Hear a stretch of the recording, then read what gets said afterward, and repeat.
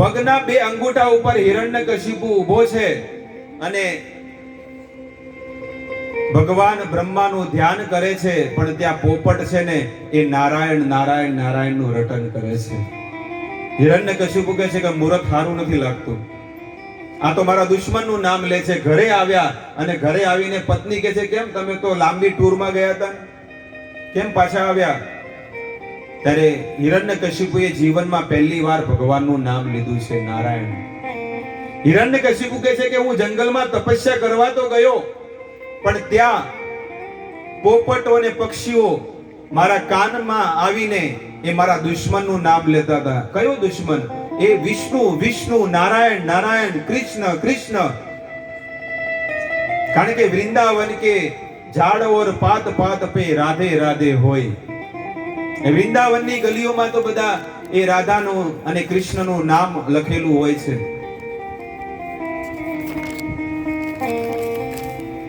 આવી રીતે હિરણ્યકશિપુએ એ દિવસે રાતના પોતાની પત્ની સાથે ગર્ભાધાન કર્યા અને એને કયાદુને ગર્ભ રહ્યો, સૌથી નાનો પુત્ર. અને પછી એ તપસ્યા કરવા જતો રહ્યો. કયાદુને ખબર પડી કે મને ગર્ભ રહ્યો છે, ત્યારે એને એક નિર્ણય કર્યો કે હું ગર્ભવતી છું. જેટલી પણ ગર્ભવતી નારી હોય એને આનાથી કંઈક શીખવાનું છે, અને ભવિષ્યમાં જે એ ગૃહસ્થ જીવનમાં જાય ને તો એને આ વસ્તુનું પાલન કરવું જોઈએ. જો દીકરા રામ અને લક્ષ્મણ જેવા જોતા હોય તો, ધ્રુવ અને પ્રહલાદ જેવા જો સંતાનો જોવે ને તો આ કયાદુએ જેવું જીવન જીવ્યું છે ને એવું જીવન જીવવું જોઈએ. કયાદુ નારદ ઋષિ મુનિ એમના આ મહેલમાં આયા. નારદ ઋષિ મુનિને કહે છે કે તમે મને તમારા આશ્રમમાં લઈ જાઓ. કેમ? કારણ કે મારે તમારા મુખેથી ભાગવત સાંભળવું છે.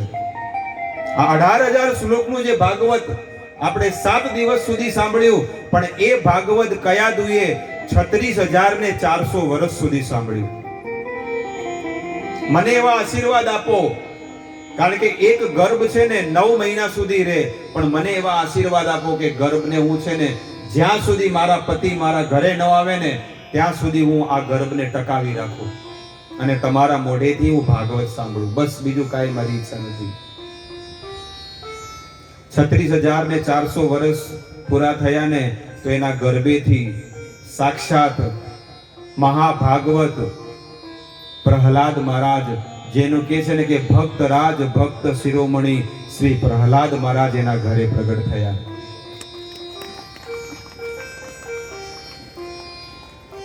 જો એક તપસ્યા કરી, એક માતાએ તપસ્યા કરી તો એના ઘરે આવા દીકરાનો જન્મ થયો. અસુર હતો, રાક્ષસ હતો. આપણા ધણી કે આપણા પિતા કે કોઈ પણ એવા રાક્ષસ નથી, પણ તોય તમે જુઓ કે એના ઘરે કેવા દીકરા થાય છે. રાક્ષસને ટક્કર મારે એવા. કેમ? કારણ કે એ સ્ત્રી ગર્ભવતી હોય, ક્યારે ગીતા વાંચતી નથી, ક્યારે મંદિરે જતી નથી, ક્યારે ભગવાનનું નામ નથી લેતી, અને સમય મળે તો મોબાઈલ જોવે છે. મોબાઈલમાં ખોટા પિક્ચરો અને ખોટી વસ્તુઓ જોવે અને સાંભળે. પિક્ચરમાં તમે જુઓ 9 મહિના સુધી એ ગર્ભની અંદર જે બાળક રહ્યો હોય એને સંસ્કાર કેવી રીતે સારા મળવાના છે? કારણ કે માતા જ જો આવા દ્રશ્યો જોવે તો એ દ્રશ્ય છે ને એ દીકરાને પડે. અને જ્યારે દીકરાનો જન્મ થાય 2 વર્ષનો, 3 વર્ષનો, 5 વર્ષનો થાય તો લોકો પિક્ચર જોવા જાય થિયેટરમાં. અને પિક્ચર જોવા જાય ને દીકરો છે ને બિચારો સૂતેલો હોય ખોળામાં, અને પેલો શાહરુખ ખાન કે કોઈ પિક્ચરનો હીરો હોય એ બીજાની છોકરી લઈને ભાગી જાય ને એટલે ઉઠાડે, ઉઠ જો પેલો હીરો જો કોકની છોકરી લઈને ભાગી ગયો. આવું બતાવે પોતાના છોકરાને, દીકરાને આવું બતાવે. હવે આવું બતાવે પછી મોટા થઈને કોકની છોકરી લઈને ભાગી જાય ફળિયામાંથી, પછી કોનો વાક કહેવાય? એ દીકરાનો કહેવાય કે મા બાપનો કહેવાય? જેવા સંસ્કાર તમે તમારા છોકરાઓને આપશો, ગર્ભની અંદર 90% સંસ્કાર આપી શકાય છે અને જન્મ પછી 10% જ મળે છે. 9 મહિના સુધી ગર્ભમાં સારા સંસ્કાર દેવા જોઈએ. જેટલી પણ માતાઓને આ ઉપદેશ આપણું ભાગવત આપે છે, ત્યારે એના દીકરાઓ છે ને ધ્રુવ અને પ્રહલાદ જેવા થશે. ત્યાં સુધી નહીં થાય. કળિયુગના પાખંડી છોકરાઓ બનશે પછી, અને આ કળિયુગને હજી વધારશે આગળ. એ દીકરો ધીરે ધીરે મોટો થાય, હિરણ્યકશિપુ. હજી દીકરાનો જન્મ નથી થયો, પણ અહીંયા હિરણ્યકશિપુ તો તપસ્યા કરે છે. 36,400 વર્ષ થઈ ગયા, અને એનું શરીર જે છે ને, આ શરીર એક બાજુ તો ખાલી હાડકા દેખાય છે, અને આખા શરીર ઉપર છે ને એક માટીનો ઢગલો થઈ ગયો. ઉધઈ કહેવાય ને, ઉધઈ, એવી માટીનો ઢગલો પહાડ થઈ ગયો. આ એવા પહાડમાંથી પણ ઓમ બ્રહ્મૈ નમઃ આવી રીતે બ્રહ્માજીને પ્રસન્ન કરવા માટે તપસ્યા કરે. 36,400 વર્ષ થયા, બ્રહ્માજી આયા. અવાજ ક્યાંથી આવે છે કે ત્યારે એ પહાડમાંથી અવાજ આવતો હતો. આમ પાણી છટકોર્યું ને, એ હિરણ્યકશિપુ પહેલા જેવા વજ્ર સમાન કઠોર બની ગયો. શું જોવે છે વત્સ માંગો? એ કે હું અમર બની જાઉં. બ્રહ્મા કે હું એ નથી. જેની પાસે 500 ન હોય તું 1000 માંગે, ક્યાં મેળ પડવાનો છે? ગીતા વાંચે છે કે નથી વાંચતો? ગીતા વાંચો, ઘરે હોય ખબર પડે. એ કે હું ક્યારે વાંચતો નથી. જે ગીતા ન વાંચે એ કોણ છે? રાક્ષસ જ છે, હિરણ્યકશિપુ જેવો જ છે. કે ગીતા વાંચે છે કે નહીં? 8મો અધ્યાય વાંચ, 13 નંબર શ્લોક ખોલ. 8મો અધ્યાય અને 13મો શ્લોક ખોલ, ત્યારે તને ખબર પડશે. આ બ્રહ્મ ભુવના લોકા પુનરાવર્તિનો અર્જુન. હે અર્જુન, એક બ્રહ્માથી લઈને કીડી સુધી બધાને જન્મ મરણના ફેરા ભોગવવા પડે છે, તો મારે મરવું પડે છે. તો કાંઈ વાંધો નહીં, અહીંયાથી ન પકડાય તો કાન સીધા હાથે ન પકડાય તો ઊંધા હાથે. કાંઈ વાંધો નહીં, મને બીજું વરદાન આપો. બોલ. હું દિવસે ન મરું, રાતે ન મરું, સાઈન. હું અંદર ન મરું, બહાર ન મરું, સાઈન. રાઈટ. હું પૃથ્વી પર ન મરું, આકાશમાં ન મરું, રાઈટ કરી દીધું. હું કોઈ અસ્ત્રથી ન મરું, હું શસ્ત્રથી ન મરું, એનું પણ રાઈટ કરી દીધું. બધી વસ્તુ રાઈટ. હું કોઈ પશુથી ન મરું, હું મનુષ્યથી. કારણ કે એને ખબર હતી કે મારા ભાઈને પશુ આવ્યા હતા. પેલા કોણ આવ્યું હતું? વરાહ ભગવાન આવ્યા હતા, અને વરાહ ભગવાને એનો ભાઈનો વધ કરી નાખ્યો હતો. એટલે એને કીધું કે મને બીજું પણ એક વરદાન આપો. કારણ કે ભગવાન ગમે તે રૂપ ધરીને આવે. એટલે કે હું નરથી પણ ન મરું અને પશુથી પણ ન મરું. એ કે એ પણ પાકું. અને એવું સ્ટેમ્પ પેપર બનાવ્યું અને લિખિતન બ્રહ્માજી સાઈન. બ્રહ્માજી પાસેથી સાઈન કરાવીને અને પછી આખા બ્રહ્માંડમાં બધી જગ્યાએ લડાઈ કરવા માટે જાય છે, યુદ્ધ કરવા માટે. પણ જેવા યુદ્ધ કરવા આવે ને, પેલું સ્ટેમ્પ પેપર બતાવે કે જોઈ લે, આમાંથી તું મને મારી શકતો હતી કે? એટલે પેલા બધા શરણાગતિ સ્વીકાર કરી દે કે બાપ, તમને કોઈ જીતી ન શકે. આખા બ્રહ્માંડમાં એનો પ્રલય એવો મચાવી દીધો. જે દારૂ પીવે એને ડબલ પગાર, જે માળા કરે બરોબરના ફટકા મારે. હિરણ્યકશિપુ આવો નિયમ બનાવ્યો હતો, આવો લો. ઇંગ્લિશમાં શું કહેવાય? આવો લો જાહેર કરી દીધો કે જે યજ્ઞ કરે એના યજ્ઞની અંદર મળમૂત્ર ત્યાગ કરાવે, એને કોઈને બહુ મારે, ભૂખ્યા રાખે, અને મદિરા પીવે, માંસ ખાય, ખોટા કામ કરે, એના પગાર ડબલ કરી દીધા કે એને જલસાથી રાખો. તો બધા અહીંયાના લોકો તો કે વાહ, મજા આવી ગઈ. પૃથ્વીના લોકો હો, આ સંસારના લોકો તો મજા આવી ગઈ કે આવા ફરીથી હિરણ્યકશિપુ એક આવી જાય તો સારું, મજા આવી જાય. હિરણ્યકશિપુ એનો અત્યાચાર આખા બ્રહ્માંડમાં એટલો વધી ગયો. દેવતાઓ ત્યાં જઈને ભગવાનને પ્રાર્થના કરે છે, પણ ભગવાન કહે છે ભલે અત્યાચાર કરતો, જ્યાં સુધી એનામાં તાકાત હોય ત્યાં સુધી અત્યાચાર કરે, હું નથી આવવાનો. પણ જ્યારે મારા ભક્તની ઉપર જ્યારે અત્યાચાર કરશે ને, ત્યારે હું એનો વધ કરી નાખીશ. ભલે એને અમર થવાનું વરદાન માંગી લીધું હોય. એના દીકરાને ગુરુકુળમાં ભણવા મોકલે છે હિરણ્યકશિપુ. શંડ અને અમર હતા. ગુરુકુળમાં ભણવા મોકલે પ્રહલાદ મહારાજને, અને પ્રહલાદ મહારાજ કહે છે જ્યારે આખું વર્ષ ભણીને આવે ને, તો એના પિતા એના ખોળામાં બેસાડે. હોસ્ટેલમાં છોકરો ભણવા જાય ને વર્ષમાં એકવાર આવે ઉનાળામાં, તો કેટલા લાડકવાયા દીકરાને આપણે પ્રેમથી બોલાવીએ. હિરણ્યકશિપુને પણ બહુ પ્રેમ અને બોલાવે. ત્યારે હિરણ્યકશિપુ કહે છે કે તું ત્યાં આગળ શું શીખ્યો છે? ત્યારે પ્રહલાદ મહારાજ કે છે, શ્રવણમ કીર્તનમ વિષ્ણુ સ્મરણમ પાદ સેવનમ અર્ચનમ વંદનમ દાસ્યમ સાખ્યમાત્મ નિવેદનમ ઇતિ પુંસાર્પિતા વિષ્ણુ ભક્તિ ચેતનવ લક્ષણા ક્રિએત તત્મન્ની અધિ ઉત્તમ. કે છે કે આ 9 પ્રકારની જે ભક્તિ કરે, શ્રવણમ કીર્તનમ એટલે ભગવાનની કથા સાંભળે, કીર્તનમ એટલે માળા કરે, વિષ્ણુ સ્મરણમ અને ભગવાનનું સ્મરણ કરે, અર્ચનમ ભગવાનની આરતી કરે પોતાના ઘરમાં, વંદનમ એટલે કે ભગવાનને વંદન કરે, દાસ્યમ એટલે કે ભગવાનનો દાસ બનીને ભગવાનની સેવા કરે, અને આત્મનિવેદન એટલે કે જે પણ મળ્યું છે એ બધું ભગવાનને સમર્પિત કરી દે. આવી 9 પ્રકારની જો કોઈ ભક્તિ કરે ને તો એ ભગવાનની પ્રાપ્તિ કરી દે. આ હું શીખ્યો છું.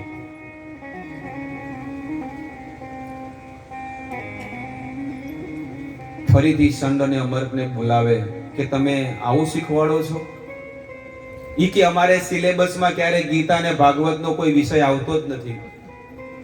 અમે તો બહુ શીખવાડીએ કે શું શીખવાડો છો? કોકનું પાકીટ કેવી રીતે કાપવું, કોકનો દોરો કેવી રીતે લઈ લેવો, એવું અમે શીખવાડીએ છીએ.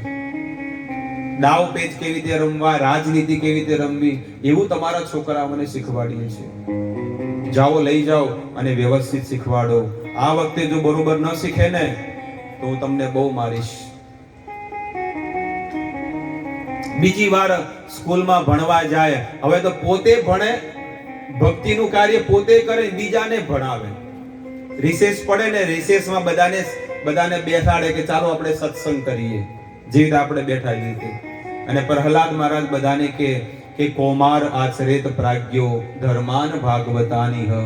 5 વર્ષનો બાળક બધા અસુર બાળકોને શીખવાડે છે કે નાનપણથી ભગવાનની ભક્તિ કરવી જોઈએ.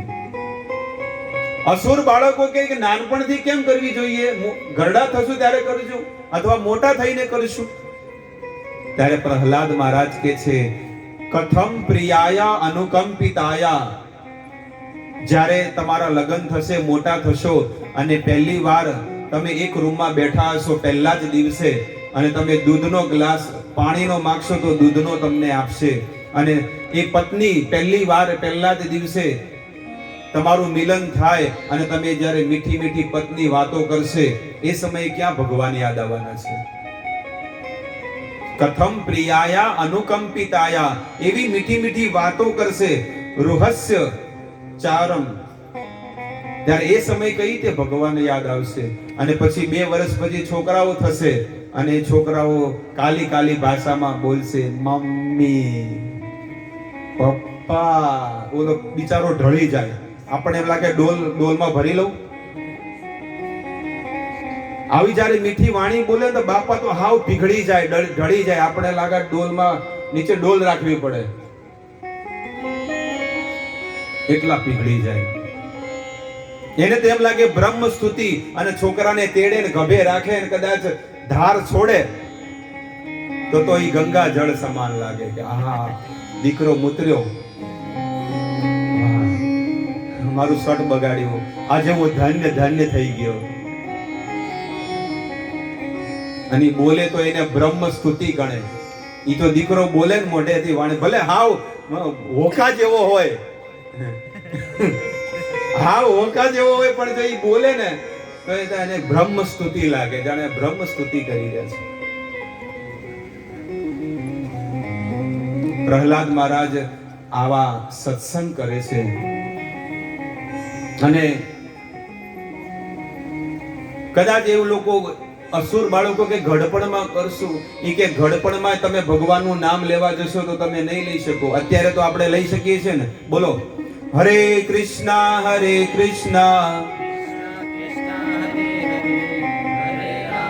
હરે રામ રામ રામ હરે હરે. આપણે અત્યારે જવાન છીએ એટલે આપણે સ્પષ્ટ શબ્દ બોલી શકીએ છીએ, હરે કૃષ્ણ કૃષ્ણ કૃષ્ણ હરે હરે, હરે રામ હવે ગરડા થઈ જાય અને પછી મોઢામાંથી દાંત નીકળી જાય, કાનેથી સંભળાય નહીં, અને પછી જેને મોઢામાં દાંત ન હોય એને તમે કહો કે ભગવાનનું નામ લો, હરે પિત્ના હવે પિત્ના, પિત્ના પિત્ના હવે હવે. સમજણ પડી કે નહીં કઈ વાતમાં? અને સામે વાળાને તો વગર હોળીએ રંગી નાખે, બધું ભર્યું હોય ને અંદર થૂક, એ બોલતા બોલતા સામે વાળાને રંગી નાખે. ગરડા બા હોય ને, બાબા હોય, એટલે છેલ્લે ઘડપણમાં કઈ ભગવાનનું નામ ન લઈ શકાય. એ કૃષ્ણ કૃષ્ણ નહીં કરે, કિતના કિતના કરે. હરે કિતના હરે કિતના, કિતના કિતના હરે હરે. એટલે કે છે કે નાનપણથી જ ભક્તિ કરવી જોઈએ. ઈ સૌભાગ્યશાળી જીવ છે કે જેને નાનપણથી એના પરિવારમાં ભગવાનની સેવા થતી હોય. આજે આપણું કેટલું સૌભાગ્ય કહેવાય કે આપણા ગામમાં, આપણા ઘર આંગણે સાક્ષાત ભગવાન ભાગવત રૂપે પ્રગટ થયા છે. અને આપણને 4 દિવસથી સતત અજત અવિરસ ભગવાનના ગુણ અને ભગવાનના ભક્તોની લીલા કથાઓ આપણને સાંભળવા મળી રહી છે. આપણું હૃદય ધીરે ધીરે ધીરે માર્જન એટલે કે શુદ્ધ અને પવિત્ર બને છે. અને અહીંયા સુધી નથી રાખવાનું. 7 દિવસ ભાગવત સાંભળ્યા પછી એ ભગવાનને આપણા ઘરે લઈ જવાના છે. જ્યારે આપણા ઘરે ભાગવત ભગવાન આવશે પોથી યાત્રા રૂપે, તો આપણા ઘરે પણ એને પધારવાના છે, સ્વીકારવાના છે. દરેકના ઘરે આવશે, દરેકના ફળિયામાં, દરેકના ઘરે આ ભાગવત દર્શન દેવા માટે આવશે. તમારે એ સમય તમારી પરીક્ષા થશે કે તમે કેટલો ભાગવતને પ્રેમ કરો છો. પ્રહલાદ મહારાજ આવી રીતે આખું વર્ષ ભણ્યા અને ફરીથી વેકેશન પડ્યું એટલે ફરીથી ઘરે ગયા આ પોતાના મહેલમાં. હિરણ્યકશિપુ ફરીથી ખોળામાં બેહાડ્યો એટલે પ્રહલાદ મહારાજને પૂછે છે કે બેટા આખું વર્ષ શું ભણ્યો, મને કઈ કે તો. ઈ કે ગયા વર્ષે કીધું તો હજી ઓછું છે. ઈ કે ના, કઈક તો શીખ્યો છે, કે તો ખરો. મતીર્ન કૃષ્ણે પરતો સ્વતોવા મિથો વિપત્યેત ગૃહ વધાનામ અદાંત ગોભી તમિસ્ત્રા તમિસ્ત્રમ પુનઃ પુનઃ ચરવિત ચરવણાનામ. કે વનમ ગતો યદ હરિમ આશ્રયેત.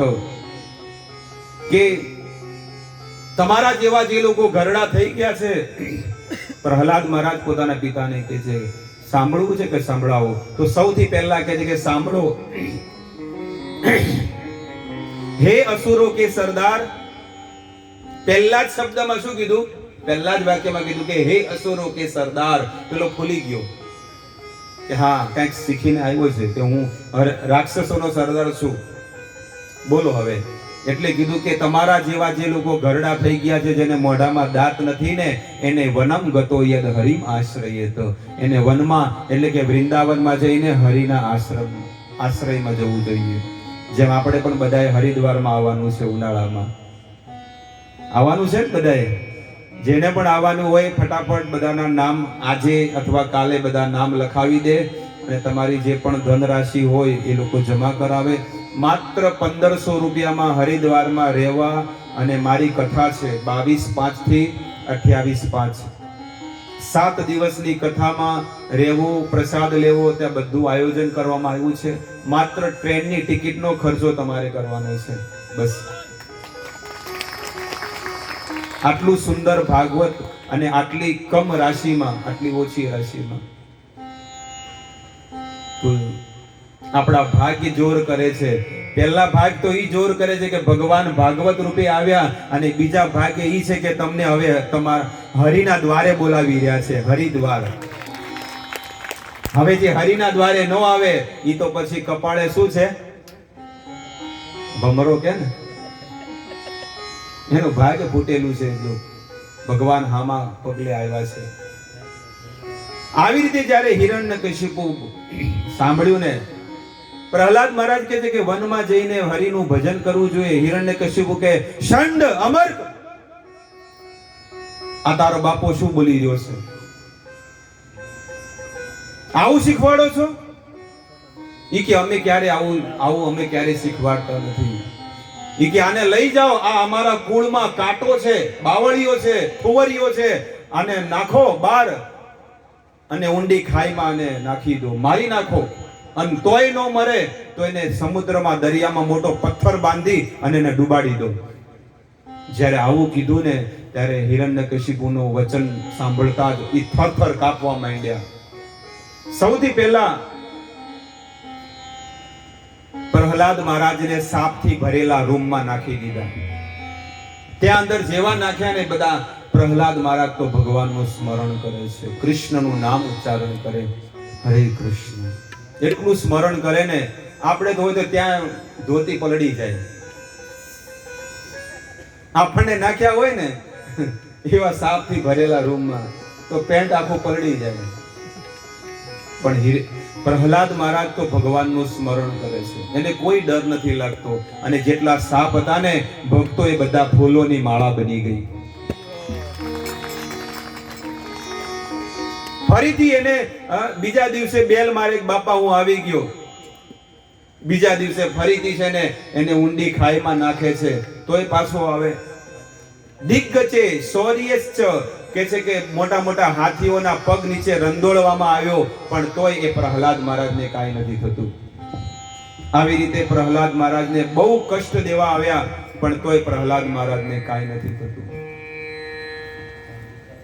હિરણ્યકશિપુ પ્રહલાદ મહારાજને કહે છે કે હે પ્રહલાદ, હે બેટા, તને આટલો આટલો કષ્ટ દેવામાં આવે છે પણ તને કોણ બચાવે છે? ત્યારે પ્રહલાદ મહારાજ વાતો કરે છે. હરિદાસ સ્વામી હરિદાસે એક ભજન લખ્યું છે વ્રજના. આ હિરણ્યકશિપુ અને પ્રહલાદ મહારાજનો જે સંવાદ થાય છે ને એના વિશે. વીજળીના કડાકા થવા જો વાદળા ને બધું હમણાં નહીં પછી.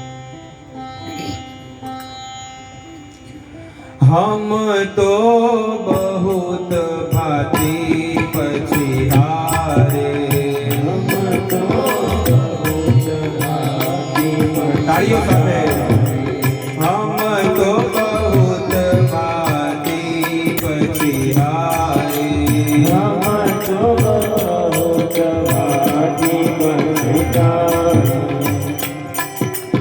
इन तो राम ही नाम उचारे, इन तो राम ही नाम. સંત અને અમૃત કહે છે કે અમે તો આને બહુ સારી શિક્ષાઓ, એવી અલગ અલગ પ્રકારની શિક્ષાઓ આપીએ છીએ પણ આને આ ભગવાનનું નામ તો સ્વાભાવિક છે, આના હૃદયમાંથી નીકળે છે. નિપકયો મંત્ર જંતરારે, નિપકયો મંત્ર જંતરારે, કે છત કરત કછો તુરાય, કે છત કરત કછો તુરાય, તાકો કોન બચાવત આય, તાકો કોન બચાવત આય, સો તો મોકો દેહી બતાય, સો તો મોકો દેહી બતાય, તાકો કોન બચાવત આવે, તાકો કોન બચાવત આવે. પ્રહલાદ મહારાજ કે છે સાંભળવું છે કે હા સાંભળો, સંભળાવો. મંત્ર જંત્ર મેરે હરિ નામા, મંત્ર જંત્ર મેરે હરિ નામા, મંત્ર જંત્ર મેરે હરિ નામા, મંત્ર જંત્ર મેરે હરિ નામા, ઘટ ઘટ में जाको विश्रामा, घट घट में जाको विश्रामा, जहाँ कहाँ सोई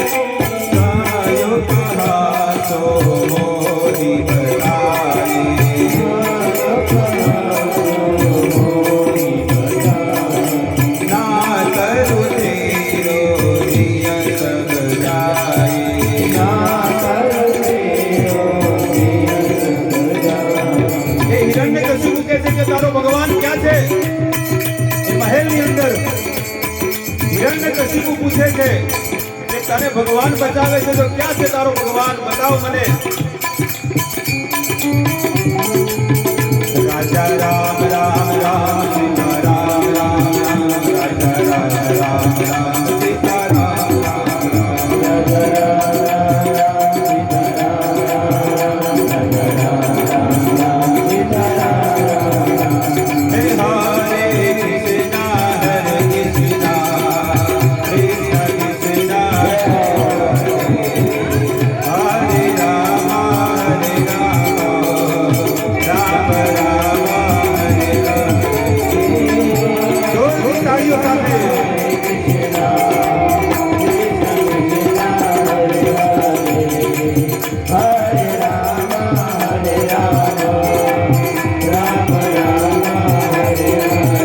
હા, હરે કૃષ્ણ હરે કૃષ્ણ કૃષ્ણ કૃષ્ણ હરે હરે,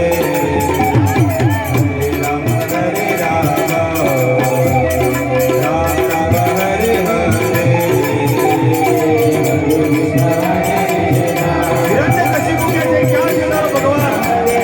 ત્યારે પ્રહલાદ મહારાજ કહે છે આ થાંભલામાં મારા ભગવાન છે. હિરણ્યકશિપુ કે આ થાંભલામાં છે કે હા, આ થાંભલામાં મારા ભગવાન છે. સત્યમ વિધાતુ નિજભૃત્ય ભાષિતમ. ભક્તો, એ થાંભલામાં ભગવાન નહોતા, પણ ભક્તની વાણીને સત્ય કરવા માટે એ ભગવાન થાંભલામાં આવી ગયા.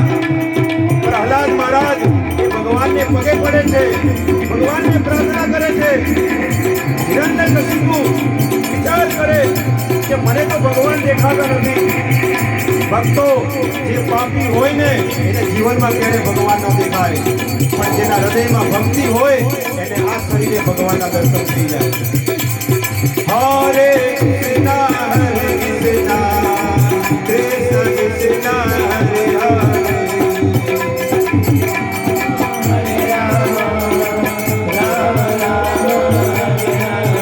અને હિરણ્યકશિપુએ પોતાની મુષ્ટિકા બાંધી અને એ બીમ ઉપર જોરથી માર્યો ધડાકો અને બ્રહ્માંડ ફાટી ગયું. એ બીમ જેવા ફાટ્યું એમાંથી ભગવાન પ્રગટ થયા. ન નર ન પશુ એવા ભગવાન નરસિંહ ભગવાન પ્રગટ થઈ ગયા. આખું બ્રહ્માંડ ડોલવા લાગ્યું, બ્રહ્માંડ ફાટી ગયું. લોકોને લાગ્યું કે સમય થઈ ગયો છે. દેવતાઓનું કાર્ય સંપન્ન કરવા માટે, ઋષિ મુનિઓની હોવાયેલી અગ્નિને પુનઃ પ્રજ્વલિત કરવા માટે, દેશમાં કપાતી ગાયોની રક્ષા કરવા માટે અને ઋષિ મુનિઓની રક્ષા કરવા માટે ભગવાન ન નર અને ન પશુ એવા નરસિંહ ભગવાન પોતાના ભક્ત પ્રહલાદની રક્ષા કરવા માટે તપાયેલા સોનાની જેમ એમના નખ હતા, એમની આંખો તેજોમય હતી, વિકરાળ દાંત, તલવારની સમાન જીભ, ઊભા નાક, પહાડની જેમ ગુફાઓ અને નાસિકા ભયંકર. એમનું મુખ એટલું વિકરાળ હતું, ઊભા કાન, વિશાળ દાંત, કમર પાતળી, ચંદ્ર સમાન રૂવાટા ચમકતા હતા અને ભયંકર વિકરાળ નખ હતા. આકાશની સમાન વિકરાળ શરીર અને તેમની ગર્જનાથી આકાશના વાદળો વિખરવા માંડ્યા, પૃથ્વી ડોલવા લાગી, પર્વતો ઉછાળવા લાગ્યા, નદીઓ વહેવા લાગી. તે જ સમયે હિરણ્યકશિપુએ પોતાની ગદા લઈને એ ભગવાનની સાથે યુદ્ધ કરે છે અને બંનેની વચ્ચે ઘમાસાન યુદ્ધ થયું. પહેલી વાર ભગવાન ધરતી પર પડી ગયા અને હિરણ્યકશિપુને લાગ્યું કે આજે હું જીતી ગયો છું, પણ એક ભક્ત અને ભગવાન બંનેની સાથે યુદ્ધ કરે છે. હરે કૃષ્ણ હરે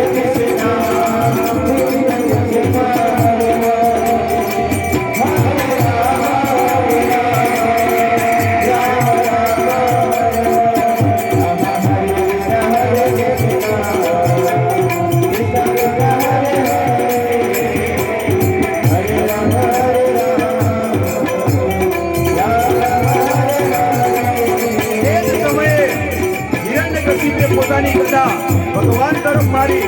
ભગવાને ગદા લઈને હિરણ્યકશિપુને પોતાના ઘોડામાં બેસાડ્યો અને કીધું કે હિરણ્યકશિપુ જોઈ લે આ તારું વતન. આ દિવસ નથી, રાત નથી, આ ધરતી નથી, આકાશ નથી, આ નર નથી ને પશુ નથી. અને તરત જ હિરણ્યકશિપુની કાંઠી ફાડી દીધી અને હિરણ્યકશિપુને જમીન પર ફેંકી દીધી. બોલીએ નરસિંહદેવ ભગવાન કી.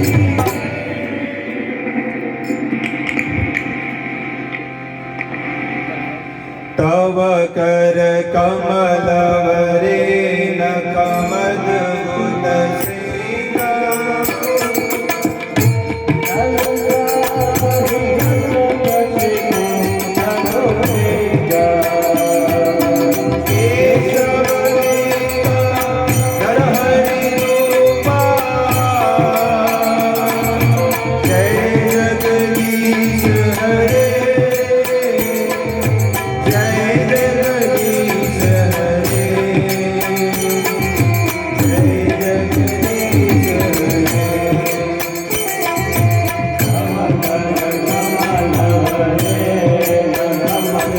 બધા પોતાના સ્થાને ઊભા થઈ જાય અને નરસિંહદેવ ભગવાનને પ્રાર્થના કરે, ભગવાનની કૃપા પ્રાપ્ત કરવાને.